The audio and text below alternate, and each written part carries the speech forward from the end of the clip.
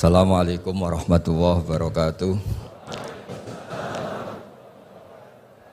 Bismillahirrahmanirrahim. Zaman matan, penyembelian itu harus pakai bismillah. Kalimat harus ini harus dengan arti taruhan sah tidak sah. Apa harus sebagai etika? Apa harus sebagai supaya kebiasaan baik ini bertahan? Saya ulang lagi ya. Misalnya Pak Arifin dawuh teng jenengan cung nak nyembelih pitik kudu maca bismillah. Kalau kamu memotong hewan harus baca bismillah. Kata harus itu apa artinya syarat sah? Sehingga kalau tidak baca tidak sah. Apa keharusan dalam makna etikanya harus baca bismillah. Jadi urusannya hanya apa? Etika atau afdoliyah. Atau kita tidak ingin kultur baca bismillah itu hilang sehingga barang tidak wajib pun kita wajibkan supaya kultur baca bismillah itu tidak hilang. Nah, Imam Syafi'i itu milih yang tidak wajib. Itu hanya urusan etika. Sehingga zabihatul muslim meskipun enggak baca bismillah, baik secara sengaja maupun lupa tetap halal ya, tetap sah, tetap halal. Tapi beberapa ulama mengatakan baca bismillah itu wajib dan menjadi syarat sah. Ya kira-kira karena pamit tadi, yang beri nyawa itu Allah, kok apa yang menghilangkan enggak pamit, sudah menghilangkan nyawanya ayam dimakan lagi. Wah itu selingkuhannya kan masih marah itu. Selingkuhannya, pacarnya, anaknya, cucunya itu kan marah itu. Tapi kalau pamit yang punya kan enggak.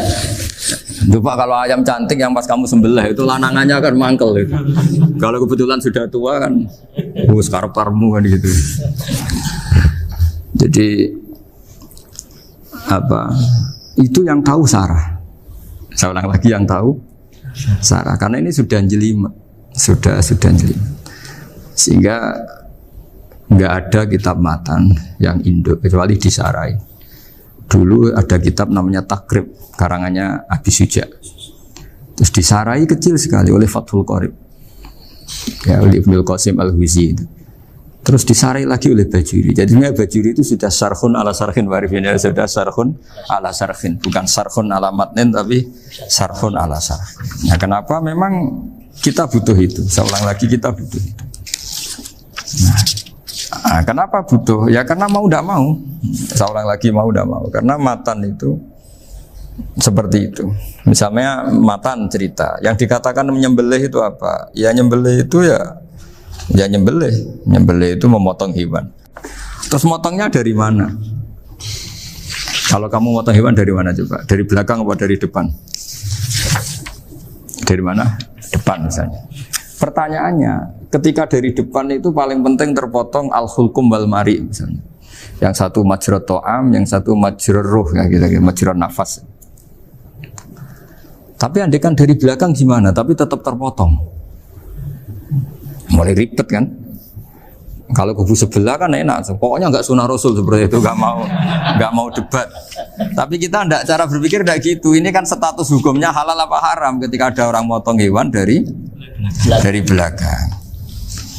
Nah, terus kita berdebat kan, mesti berdebat itu mau dibilang haram, nyatanya memenuhi syarat apa tadi pemotongan. Hukumnya kena, marinya kena. Mau dibilang halal. Jangan-jangan pitiknya sudah pingsan, sudah mati karena dogrok-ogrok dari belakang. Nah, itu terus ulama debat. Nah, kan mungkin juga.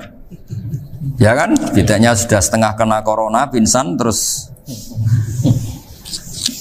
Ya kan? Sudah pingsan terus digorok. Nah, seperti ini mau tidak mau, kita harus detail. Detail artinya yang dikatakan menyembelih itu apa? Ya nanti tak bacakan tabir-tabir di Bajuriyah sekaligus ijazah untuk jenengan semua. Saya tadi alhamdulillah ketemu Pak Arifin lama, ngendikan panjang lebar tentang pentingnya ilmu. Yang dikatakan nyembelih adalah mematikan hewan yang hidup dengan kaifiyah syariah. Saya ulang lagi, mematikan hewan yang hidup dengan kaifiyah syariah. Nah kalimat hidup ini mulai masalah. Hidup yang apa? Misalnya ada hewan. Saya sering kalau ngaji cerita, ada ayam jago ketandang mobil, ketabrak mobil, kejet-kejet. Enggak kamu sembelih pun 1 menit lagi pasti meninggal. Ini kan hanya koordinasi prosedur saja. Karena prosedur ayam mati harus kejet-kejet, enggak boleh enggak langsung peletes mati, enggak boleh. Nah pertanyaannya ketika kejet-kejet ini kamu sembelih, Itu halal apa enggak? Wong ndak andekan ndak disembelih juga sudah mati. Artinya enggak penyembelihan ini kan enggak memberi kontribusi pematian, tapi enggak ngefek. Gitu. Makanya terus ada perdebatan. Ada hayatun mustaqirrah, ada hayatun ittiroriyah, ada harokatu masbuh. Itu kalau enggak sarah enggak bisa.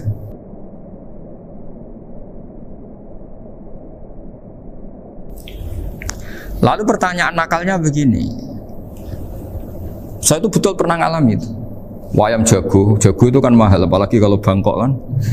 Saya pas jalan-jalan sama anak saya, sama jalan-jalan mau ke pasar itu di pertolongan dua rumah.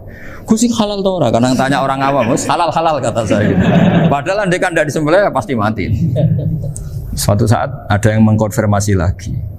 Saya bilang kalau kiai ya tidak pantas makan ayam gitu, tapi kalau kamu tidak kiai ya pantas saja. Daripada rata halal lo geremeng eman kan ribet. Nah sebetulnya itu dalam mazhab Syafi'i itu tidak halal karena dia sudah tidak punya hayatun mustaqirrah. Karena tadi setengah menit lagi atau 1 menit lagi pasti mati. Kan dia belum mati karena koordinasi Israel saja tetap yang nyambil itu. Tetap kan nggak segampang itu kan, tetap prosedur apa? Jalankan SOP. SOP-nya harus ada. Nggak boleh mati selonang-selonang itu, nggak boleh. Tetap ada SOP kata Pak Arifin ada SOP. Beliau kalau sama saya bisa guyon kalau. Nah, tapi misalnya nanti pertanyaan, tapi dalam mazhab Maliki itu diabaikan. Hayat mustaqirrah, hayat ittiroriyah, hayat itu diabaikan. Cara berpikir Imam Malik lebih matematis. Kalau nggak disembelih itu matinya berapa menit? 1 menit lagi. Gara-gara disembelih dia mati sekarang. Berarti eksekutornya ya peso itu. Ya berarti peso itu memenuhi kriteria mematikan sesuatu yang masih hidup, hewan yang hidup dengan cara syar'i. Jadi andai kan ada rapat malaikat, matinya karena apa coba? Karena peso apa karena kecelakaan? Karena peso. Ya kan? Ya. Karena kalau nggak tanpa besok nunggu 1 menit, gara-gara disembelih langsung terjadi sekarang. Nah karena hukum halal ini yang menarik dan menguntungkan. Di bab ini orang jadi Malikiyah semua. Mana maksudnya ya? Jadi kita ini sebetulnya Syafi'i pecundang gitu. Syafi'i partai politik. Jadi kalau sedang tidak menguntungkan ya kata siapa kita Syafi'i banget? Tidak juga itu. Ya, jadi karena tadi ya kalau pada level perdebatan ulama itu ada tadi ya, ada seperti itu, ada hayatun mustaqirrah, ada hayatun ittiroriyah, ada harokatul masbuh. Jadi tak baca ya supaya dapat barokahnya ulama ya. Jadi tak baca redaksinya ini di halaman, terus kitab ini saya tinggal sebagai amal saya, keluarga saya, sebagai penghormatan saya sama Habib Ali, Habib Qures, Habib Hussein semuanya, Pak Arifin dan Bismillahirrahmanirrahim. Wa'alam, ini halaman 562, ikutnya bab kita buah kami Sayyidi wa Dzabai. Ya, jadi nanti yang mungkin kalau beda halaman cari di babnya kalau beda halaman cari di babnya. Karena kadang beda halaman Pak Arifin. Kalau cetak sekarang enggak. Iya, kadang beda juz orang. Kayak Ikhya sekarang tuh sampai 6 juz. Zaman kita ngaji kan 4 ya. Sekarang ada yang 6, ada yang ribet cetakan sekarang ya. Di atas ada 10. Satu Ikhya itu. Hurufnya dibesarin. Ikhya biar. Iya, ada yang sama. Karena ngerti zaman akhir paling sudah agak buta huruf. Saya tuh dulu punya guru terakhum sudah sepuh. Itu baca gini nggak bisa, Pak. Jadi kalau di kelas harus dituliskan pakai spidol. Mulang Minhajul Abidin. Sudah sepuh sekali. Kalau ngajar itu nggak bisa jalan, udah pakai beca. Itu yang nulis agak kurang ajar. Nulis CDE gitu cepet. Jadi kadang itu itu. Beliau masih semangat, tulisannya habis. Lo kok sentek jeng?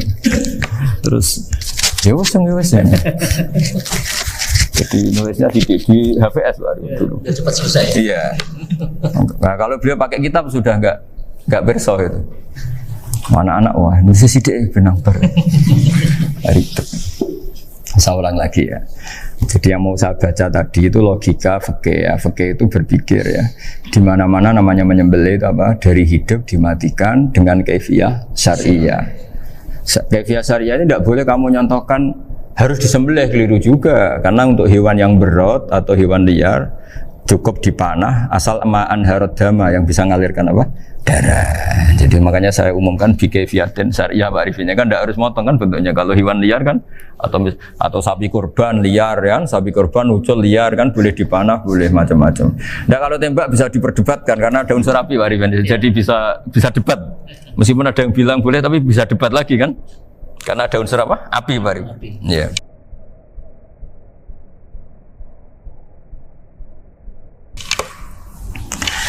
Tapi ini saya cerita umumnya bikaifiatin syariah. Nah, karena kalimat hewan hidup, ada kalimat hidup. Hidup yang apa kan pertanyaannya?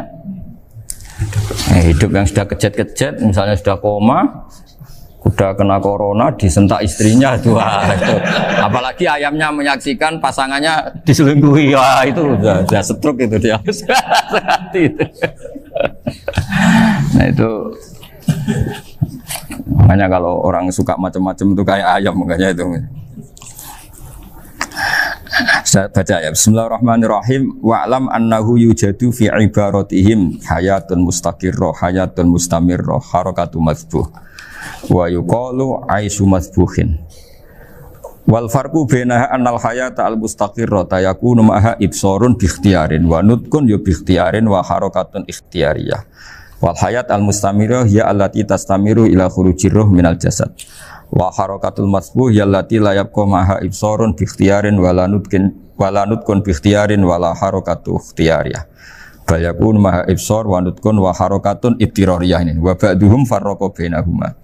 Sampai saat terus ini. Jadi ini perbedaan-perbedaan pandangan ulama. Nah, Imam Malik itu mengabaikan semua istilah itu. Sing penting pas mbok sembelih iku kecelok urip, cara wong Jawa iku kecelok urip. Cek hayat mustaqirrah, cek ittirariyah, cek harakatu mazbuh, pokoknya kecelok urip. Paling kecelok urip bisa dibilang masih hidup. Karena kalau bisa dibilang masih hidup, kamu sembelih, tetap nanti rapat malaikat kira-kira gitu. Ini matinya karena apa? Karena kecelakaan. Oh, kalau kecelakaan 1 menit lagi matinya dong. Tapi kan matinya sekarang ya karena disembelih. Nah tadi saya bilang sebenarnya mazhab Syafi'i itu tidak seperti itu. Karena Imam Malik menghalalkan, biasanya penggemarnya lebih banyak. Di bab bangsa halal itu kan penggemarnya masih banyak. Tapi ya sudahlah, itu masih ahli sunnah karena salah satu dari mazhab 4. Tapi logikanya juga masuk. Jadi kita bukan sekedar taklid ke Imam Malik, tapi kalau kita ikhtiyat ikut Imam Syafi'i ya monggo, karena mungkin secara medis karena mengalami seperti itu mungkin tingkat kesehatannya apanya sudah ya sudah lah, yang penting makanya terus orang Jawa pinter nak PTE jago ya halal, nak cilik enggak lah. Itu kan ibarat perdebatan antara kepiting sama yuyu. Yang menghalalkan kepiting itu mengharamkan yuyu, tahu yuyu yang kecil di sawah ya. Tak tanya, kenapa yuyu halal? Karena amfibi Gus, bisa hidup di dua alam. Memangnya kepiting enggak? Oh beda. Ternyata beda maksudnya. Eman Gus kalau haram.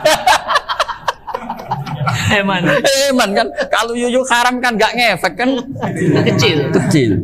Ini mufti kok. Oh, udah kadang halal, udah kadang makan selama ini. Iya selama ini udah kadang makan itu.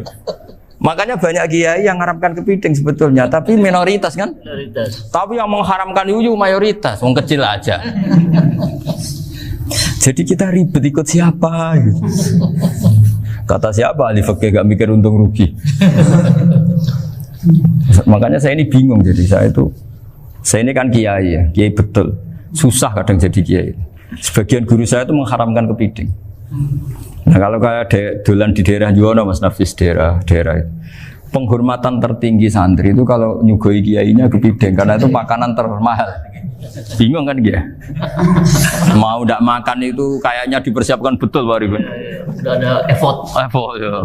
Warna nyari yang mahal kan. Mau makan itu sebagian guru kita mengharamkan. Akhirnya ya ada darurat tadi. Makan sekadarnya. Kalau saya habis 3 pasti israf. Kalau habis 1 prosedur hormat yang nyugui.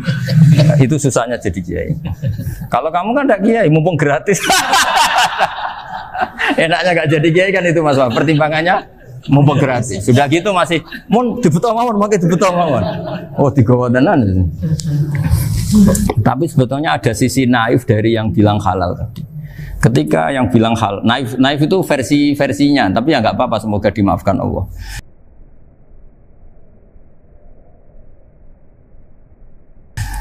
Naifnya tadi, tapi saya tidak tapi itu masalah khilafiyah ya. Semoga yang mengatakan halal juga benar, karena punya perhitungan iman tadi. Tapi yang bilang halal itu tak tanya, Yuyu itu halal apa haram? Lucunya jawab haram semua. Yuyu bahasa Indonesia nggak ada kayaknya. Nggak tahu juga saya apa. Yang penting paham tapi Yuyu yang kecil itu. Itu kalau diharamkan nggak ada yang protes ya? Nggak ada. Tapi kalau kepiting? Ini pakai model apa? Coba Pak. Kalau alasannya amfibi, Yuyu sama kepiting sama enggak? Kalau alasannya amfibi, hidup di dua alam. Sama-sama. Sama-sama. Kenapa kepiting jadi halal? Lebih bernilai. Ini juga mufti model baru. Mungkin muftinya menghalalkan itu. Iya makanya. Kan jadi kayak tadi ayam jago tadi orangnya tak tanya akhirnya. Andekan yang kecelakaan itu ayam kecil. Kamu tanya saya enggak? Ya enggak, aku langsung tak buang. Kan langsung dibuang. Berhubung ayam besar. Eman kan. Tapi nurani aja sebetulnya protes. Nyembelih wis klekek terus. Kadang kan wis apa kejet-kejet itu sudah tunggu SOP dari Pak. Ya tapi apapun itu ini ilmu harus didengar ya supaya sampean tahu ya, ada hayat mustaqirroh, ada hayat mustamirroh, ada hayat ittiroriyah, paling enggak kita ngerti lah. Karena nanti di bab B, ya nyun sewu di bab apa? B. Itu ya nanti enggak sahnya karena apa? Tidak mutamawal. Misalnya saya punya utang sama Pak Arifin ayam jago. Tak bayar dengan jago yang mengalami kehidupan sudah seperti itu kan tidak sah. Meskipun itu hidup tapi sudah tidak hayat yang mustamirah, tidak normal.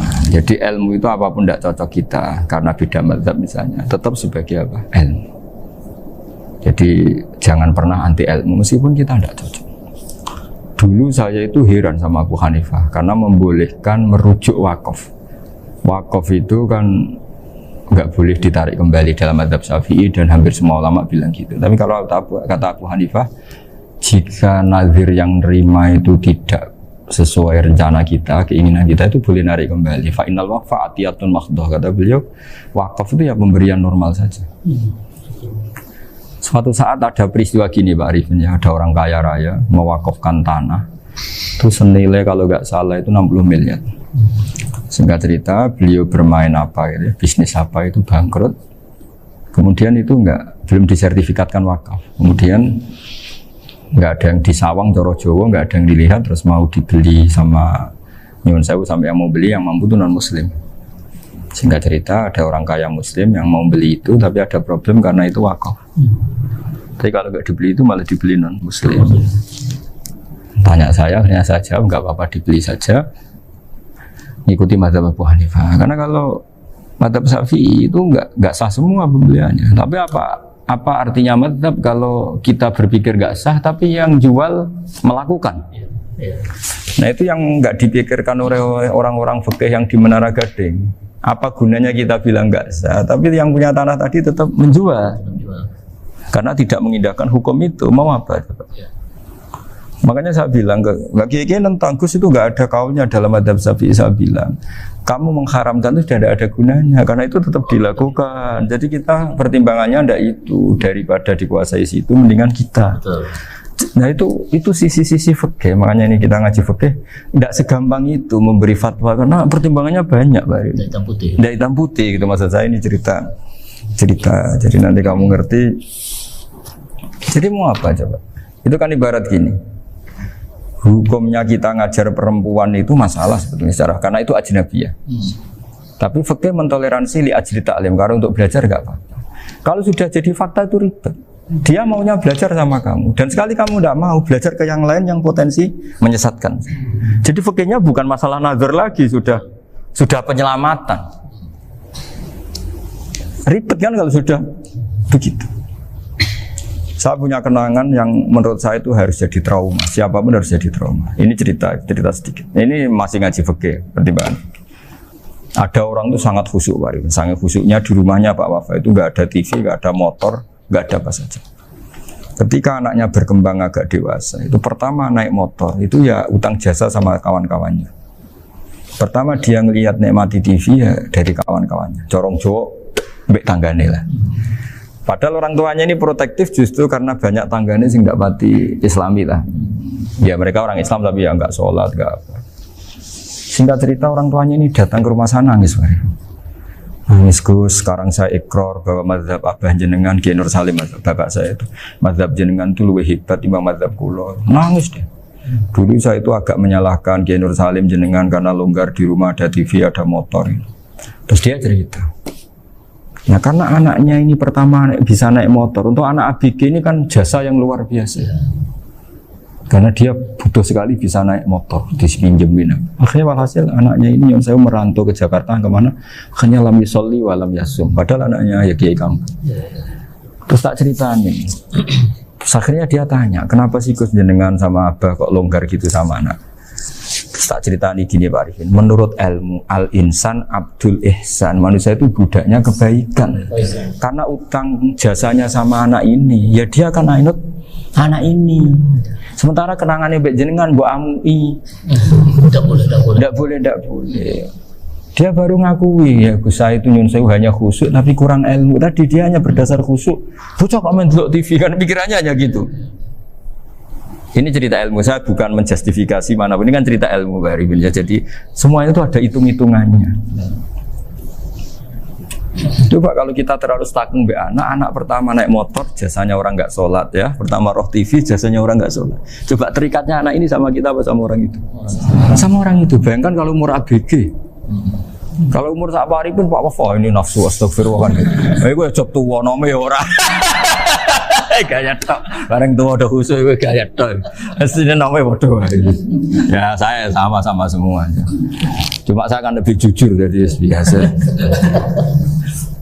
Jadi orang itu harus ngitung gitu. Itu kenapa Mbah Mun tuh kiai alim alama. Setahu saya dalamnya ada TV. Putra-putra ini lihat TV. Meskipun kita tidak mungkiri negatifnya TV, kita nggak mungkiri Pak Arifin ya. Tapi tadi ketika anak-anak ABG itu pertama lihat TV jasanya tonggoni. Kalau kebetulan tanggane wong soleh nggak masalah ya. Kalau enggak, itu nangis ke rumah saya itu ya. Nyesel dia. Tapi saya bilang gini, ini jenengan tiang soleh, mesti anak jenengan suatu saat kembali. Coba pola jenengan harus rubah.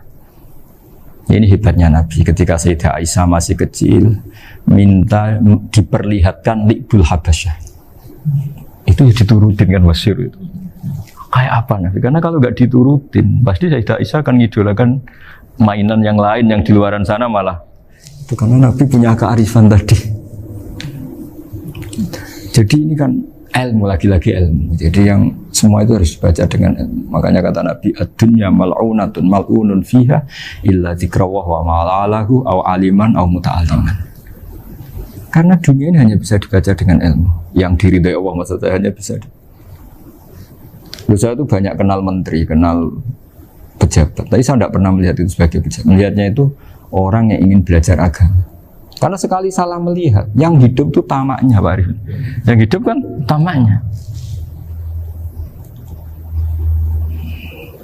Saya kenal orang kaya kok melihat kayanya, yang hidup itu tamaknya, ingin dapat ini, dapat. Tapi kalau melihat itu sebagai hamba Allah yang ingin belajar, insya Allah kita selamat dari tamak. Meskipun kita ya manusia tidak sempurna. Setidaknya ketika dia lomo atau tidak lomo, nyalami template apa tidak ngefek, karena kita melihat ini mau belajar. Tapi kalau kamu didorong tamak, katanya orang kaya ternyata nggak tahu haknya kiai, ribet kan? Ribet. Ya kalau kamu punya santri cantik ya lihat itu sebagai santri kamu. Jangan melihat ini mau nggak sama saya, kalau enggak ya wah ya ribet kalau gitu. Ini anak-anak muda harus dilatih ikhlas, bahaya ini santri-santri sampean kalau nggak dilatih ikhlas ini bahaya. Karena ini belum punya penggemar pejabat, paling ya anak-anak yang ya tadi ABG. Jadi lah Sarah kembali lagi Sarah itu membicarakan itu detail. Jadi ya makanya kenapa orang mati yang lahir langsung meninggal itu nggak wajib disolati. Alasannya di fikih ya lucu. Karena dikatakan sholat mayit, di mana-mana mayit itu sabakohu hayatun. Di mana-mana namanya mati itu terdahului oleh hidup. Nah ini nggak pernah hidup langsung mati. Jadi begitu ya kadang lucu. Ya gitu aja alasannya. Kamu nyolati apa? Mayit. Kenapa kok mayit? Jadi mayit itu namanya mayit. Orang mati. Orang mati. Orang mati artinya pernah hidup. Nah itu sarah. Jadi ketika matan hanya cerita wasiktu alladzi lam yastahila, enggak pernah nangis, kayak lam yusalla alaihi. Sarah bilang mergo ora tahu urip. Kalau enggak pernah hidup berarti enggak bisa dikatakan mati. Kayak sampean miskin itu kan enggak bisa dikatakan bangkrut. ya, ya miskin aja gitu loh. Kan gitu ya. Karena nggak pernah kaya. Nggak pernah kaya. Kayak Mas Nafis nggak bisa dikatakan, oh itu Qurannya lupa gimana? Nggak pernah hafal kalau. Jadi yang dikatakan lupa itu pernah hafal. Nggak lupa nggak apa, Gus Qurannya lupa, gaya nggak pernah hafal, kok bilang apa? Lupa itu. Nggak boleh Pak Wafa bilang saya ini bangkrut apa? Nggak pernah kaya kok bangkrut kan? Jadi semua itu ada aturannya itu. Nah itu sarah, lagi-lagi sarah. Jadi kita kan banyak yang syarhun ala syarhin. Jadi kayak kitab takrib itu disarai Fathul Qorib. Jadi Fathul Qorib itu sudah sarah.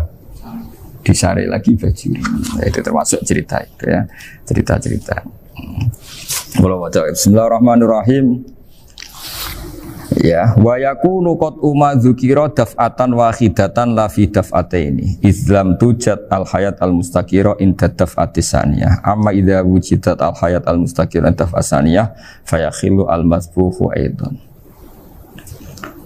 Fasartu wujudul hayat al mustaqira fi ibtida'il wati akhir marrah. Wa makharu dzalika inda tulil fasli wa illa fala rafa'a sikina wa ada fawran aw alqaha liqaniya kalatan wa akhadha ghairaha fawran aw saqatat minhu wa akhadha ghairu halan aw qallaba wa qata'a biyama bagi hal al masbuh. Jadi ini masalah sarah. Sarah itu sudah detail. Misalnya gini, kamu motong ayam. Motong ayam harus sekaligus shred jadi. Jangan sampai nyuwun sewu 2 kali. Jangan-jangan misalnya gini, ayam tak potong pas ke kiri separuh. Ya, ke kiri separuh apa hulkumnya. Pak Arifin datang, Assalamualaikum Gus Pak, waalaikumsalam, terus santai jagungan dulu. Jagungan sampai besoknya itu enggak meneruskan. Bareng-bareng balik salam, ingat lagi ayam saya ini.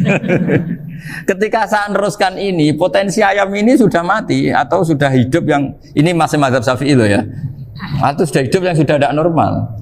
Artinya apa? Penyembelian kedua yang mengeksekusi tadi sebenarnya mengeksekusi barang mati. Yang penyembelian pertama tidak bisa dikatakan penyembelian karena tidak sampai mati. Penyembelian kedua berstatus setengah mati. Nah kalau seperti itu maka haram. Nah, kecuali itu dilakukan secara fauron. Fauron dicontohkan nyembelih ternyata pesunya kedul terus ngambil yang lain. Tapi fauron langsung atau terjatuh ngambil langsung. Ya itu boleh karena ditoleransi. Tapi kalau kalam ajnabi kata dia mohon Pak Arifin. Seperti Pak Arifin sih, alhamdulillah sih. Jaminan mau rawuh. Cari ayamnya asem mana? Ini harus sebar. Ini orang ngawur betul. Jadi, lah itu sarah. Bicara sampai detail itu sarah. Jadi ada sekian kemungkinan. Jadi ya, jadi termasuk yang diandaikan apa? Nah, hayat mustaqirah itu batasnya yakunu maha ibsorun bi ikhtiyarin wa nutqun bi ikhtiyarin wa harakatun ikhtiyariyah. Hayat mustaqirah itu kalau dia betok-betok itu ya karena karepnya. Maksudnya gini, gamane cara roh pitik wedok engkek ya cek karepe dhewe. Cara dia melihat peso itu karepe ya masih lari. Jadi misalnya ada ayam. Ayam kita sembelih baru luka sedikit. Belum sampai andaikan dibiarin ya mungkin suatu saat sembuh, luka. Terus melihat kamu lari ketakutan karena kamu dianggap gladiator, killer lah. Nah itu berarti punya hayat mustaqirah. Tapi sudah kalau kamu sembelih karek ngeriwit, roh kue serawedi, ya kan? Mau demo ya sudah nggak berkutik, ya dia berarti tidak punya hayat mustaqirah. Gitu.